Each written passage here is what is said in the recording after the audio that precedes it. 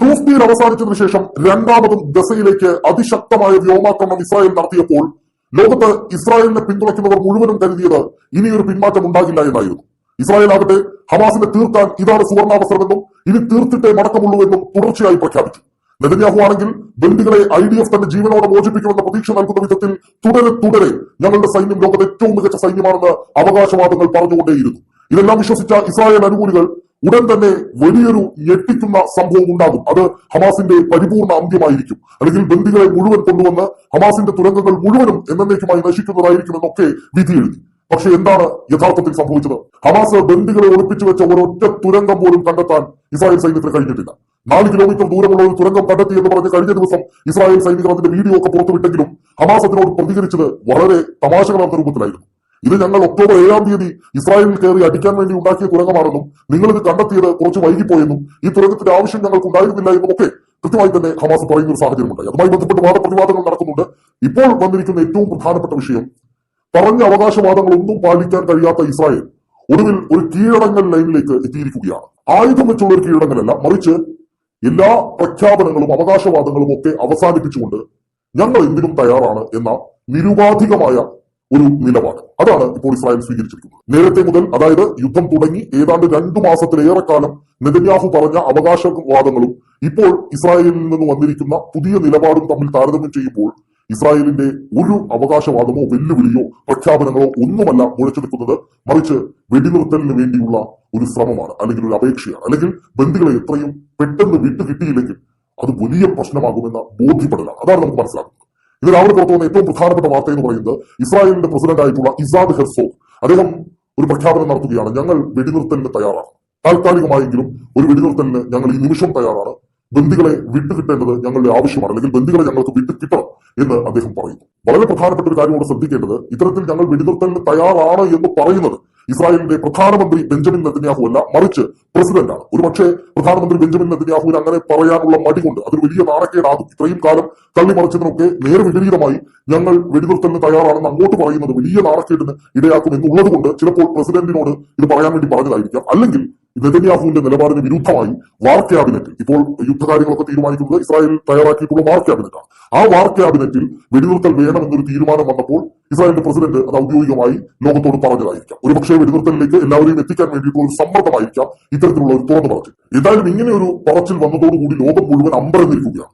കാരണം ഇന്നലെ വരെ, അല്ലെങ്കിൽ കഴിഞ്ഞ ദിവസം വരെ ഇസ്രായേൽ പറഞ്ഞത് ഇതൊന്നുമായിരുന്നില്ല. ഇസ്രായേൽ ഭരണകൂടം, ഇസ്രായേലിന്റെ പ്രധാനമന്ത്രി ബെഞ്ചമിൻ നെതന്യാഹു പറഞ്ഞത് ഇതൊന്നുമായിരുന്നില്ല. അദ്ദേഹം എന്താണ് പറഞ്ഞുകൊണ്ടിരുന്നത് നമുക്ക് എല്ലാവർക്കും അറിയാം.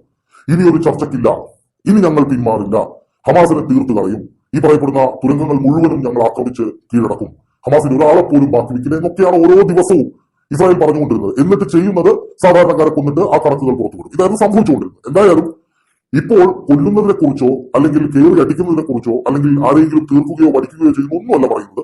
വെടിനിർത്തലിന് ഞങ്ങൾ സന്നദ്ധരാണ്, നമുക്ക് ചർച്ച ചെയ്യണമെന്നാണ് പറയുന്നത്. പക്ഷെ അങ്ങനെ ഒരു ചർച്ച ആരോട് ചെയ്യുമെന്നുള്ളതാണ് ഇതിൽ ഏറ്റവും പ്രധാനപ്പെട്ട ഒരു ചോദ്യം. കാരണം ആദ്യം യുദ്ധം തുടങ്ങിയ സമയത്ത് ഹമാസ് ചർച്ചയ്ക്ക് സന്നദ്ധരായിരുന്നു. എന്തിന്? ആദ്യത്തെ ട്രൂസ് ഡീൽ അവസാനിക്കുന്ന സമയത്തും ആ ട്രൂസ് ഡീൽ അവസാനിച്ചത് തൊട്ടു പിന്നാലെ ഇസ്രായേൽ ഒരു യുദ്ധം തുടങ്ങുന്നതിന് മുമ്പ് വരെ ചർച്ച ചെയ്തുകൊണ്ട് ഈ യുദ്ധം അവസാനിപ്പിക്കാനും വേണമെങ്കിൽ ഈ വെടിനിർത്തൽ കുറെ കാലം കൂടി നീട്ടാൻ, ഈ രണ്ട് രീതി, ഒന്നുകിൽ യുദ്ധം എന്നേക്കുമായി അവസാനിപ്പിക്കാനോ അല്ലെങ്കിൽ വെടിനിർത്തൽ ഇങ്ങനെ നീട്ടിക്കൊണ്ടു പോകാനോ ഒക്കെയുള്ള സാഹചര്യം ഉണ്ടായിരുന്നു. ആ സമയത്ത് വേണമെങ്കിൽ ഇസ്രായേലിന്റെ കൂടുതൽ ബന്ദികളെ തിരിച്ചെടുക്കാനും കഴിയുമായിരുന്നു.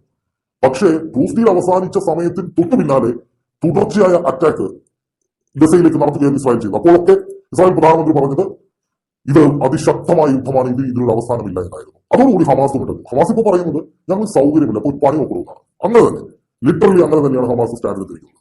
എന്ന് വെച്ചാൽ നിങ്ങൾ വെടിനിർത്തലിന് തയ്യാറാണെന്ന് പറയുമ്പോൾ ഇടക്കാലം ഒരു കുറച്ചു കാലത്തേക്ക് ഒരു വെടിനിർത്തൽ നടത്തിയിട്ട് നിങ്ങളുടെ കുറച്ച് ആളുകളെയും കൊണ്ടുപോയിട്ട് നിങ്ങളുടെ അവിടുത്തെ പ്രശ്നം പരിഹരിച്ചിട്ട് പിന്നെ വീണ്ടും ഞങ്ങളുടെ ആളുകളെ കൊല്ലാൻ വേണ്ടി നിങ്ങൾ വ്യോമാക്രമണവുമായിട്ട് വരികയാണെന്നുണ്ടെങ്കിൽ അങ്ങനെ ഒരു ചതിക്ക് നിന്ന് തരാൻ ഞങ്ങളെ കൊണ്ട് കഴിയില്ല. ഞങ്ങൾ പൊട്ടന്മാരല്ല. അതുകൊണ്ട് എന്താണ് ചെയ്യേണ്ടതെന്ന് വെച്ചാൽ ഞങ്ങൾക്ക് കുറെ കാര്യങ്ങൾ പറയാനുണ്ട്. ഞങ്ങൾക്ക് ഞങ്ങളുടേതായ കുറെ ഉപാധികൾ മുന്നോട്ട് വെക്കാനുണ്ട്. ഈ ഉപാധികൾ മുഴുവനും നിങ്ങൾ അംഗീകരിക്കാൻ തയ്യാറാണെങ്കിൽ മാത്രമേ ഞങ്ങൾക്ക് ഒരു വെടിനിർത്തൽ ചർച്ചയിലേക്ക് പോകാൻ താല്പര്യമുള്ളൂ എന്നാണ് ഹമാസ് തുടർച്ചയായി 4 ദിവസവും പറഞ്ഞിരിക്കുന്നത്. ഇന്നും ഹമാസിന്റെ പ്രതിനിധികൾ പറഞ്ഞിരിക്കുന്ന കാര്യമെന്ന് പറയുന്നത് നിങ്ങൾ ഗസയിൽ നിന്ന് പിന്മാറുക, ആയുധം വെച്ച് കീഴടങ്ങുക, നിങ്ങൾ നിങ്ങളുടെ സൈന്യത്തെ പിന്മാറ്റുക, അവിടെ നിന്ന് തിരിച്ചു വിളിക്കുക, അതിനുശേഷം ഒരൊറ്റ ചർച്ച, ആ ചർച്ച എന്ന് പറയുന്നത് അന്തിമമായിരിക്കും. ആ അന്തിമ ചർച്ചയ്ക്ക് അപ്പുറം വേറൊരു ചർച്ചയുമില്ല, വേറൊരു കരാറുമില്ല. അങ്ങനെ ഇടക്കാല വെടിനിർത്തൽ എന്ന പോലെ ഒരു കളി തമാശ പോലെ ഈ കാര്യം ഡീൽ ചെയ്യാൻ ഞങ്ങൾക്ക് പറ്റില്ല. അല്ലെങ്കിൽ ഇസ്രായേലിന് തോന്നുമ്പോൾ വെടിവെക്കുന്നു ആ പരിപാടി നടക്കില്ല.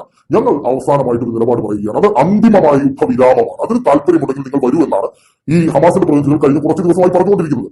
അങ്ങനെ പറയുമ്പോഴും ഇസ്രായേൽ പ്രസിഡന്റ് അദ്ദേഹം ഞങ്ങൾ വെടിനിർത്തലിന് തയ്യാറാണെന്ന് പറഞ്ഞാൽ അതിന്റെ അർത്ഥം എന്താണ്?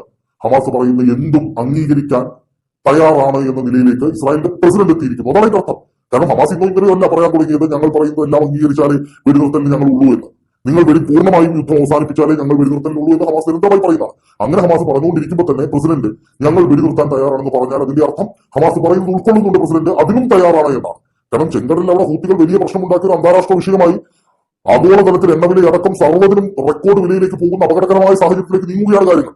അങ്ങനെയൊക്കെ ഉണ്ടായാൽ അതിന്റെ പൂർണ്ണമായ ഉത്തരവാദിത്വം ഇസ്രായേലിന്റെ തലയിലായിരിക്കും. ഹൂത്തികളെ കുറ്റം പറയാമെങ്കിലും ഹൂത്തികളെ കൊണ്ട് ചെയ്യിച്ചത് ഇസ്രായേലാണെന്ന നിലയിലേക്ക് ലോകം അതിനെ വ്യാഖ്യാനിക്കും. അല്ലെങ്കിൽ ഇസ്രായേൽ പിന്മാറാതെ ഹൂത്തികൾ പിന്മാറുകയുമില്ല. ആ പ്രശ്നം പരിഹരിക്കണമെങ്കിൽ ഇസ്രായേൽ തന്നെയാണ് പിന്മാറിക്കൊടുക്കേണ്ടത്, അല്ലെങ്കിൽ ഗസയിൽ നിന്ന് മാറേണ്ടത്. അപ്പൊ അന്താരാഷ്ട്ര സമ്മർദ്ദം വീണ്ടും തടുക്കുകയാണ്. മുമ്പൊക്കെ മാനുഷികമായ കാര്യം പറഞ്ഞുകൊണ്ടായിരുന്നു അന്താരാഷ്ട്ര സമ്മർദ്ദമെങ്കിൽ ഇപ്പോൾ ബിസിനസ്സാണ്, ആഗോള വിലക്കയറ്റം, ആഗോള കച്ചവടം, കോർപ്പറേറ്റ് കമ്പനികൾ, ബഹുരാഷ്ട്ര കുത്തകകൾ എല്ലാവരും കൂടി നിൽക്കുകയാണ്.